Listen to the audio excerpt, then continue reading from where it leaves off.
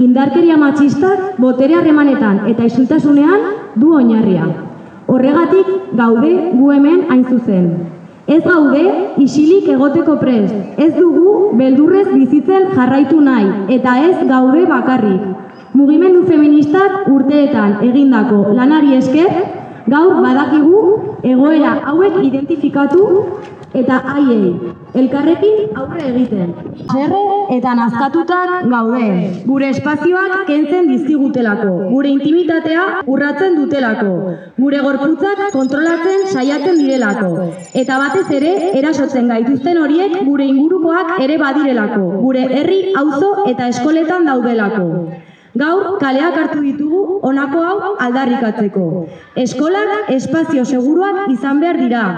Ikastetxeak oinarri politiko eta balore batzuen baitan eraiki behar dira. Eta dudarik gabe, feminismoa da horietako bat. Antiarrazekeria eta transfeminismoarekin batera besteak beste. Honen guztiaren aurrean, feministok ez gara besoak gurutzatuta geratuko. Urte luzez antolatu gara. Elkar zaindu, tresnak sortu eta estrategiak partekatu ditugu. 11 modutan egin diogu aurre indarkeria matxistari, eta gaur berriro aldarrikatzen dugu. Elkarrekin, komunitatean eta feminismotik indartsuak gara.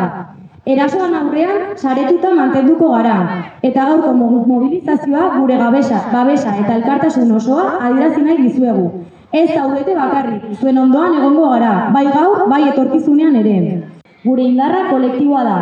Beraz, gaurtik eta hemendik mezu argi bat zabaltzen dugu. Ez gaituzte isilaraziko, ez gaituzte bakartuko, ez gaituzte beldurrean eziko. Elkarrekin beldurrik ez. Gora borroka feminista, zuekin gaude!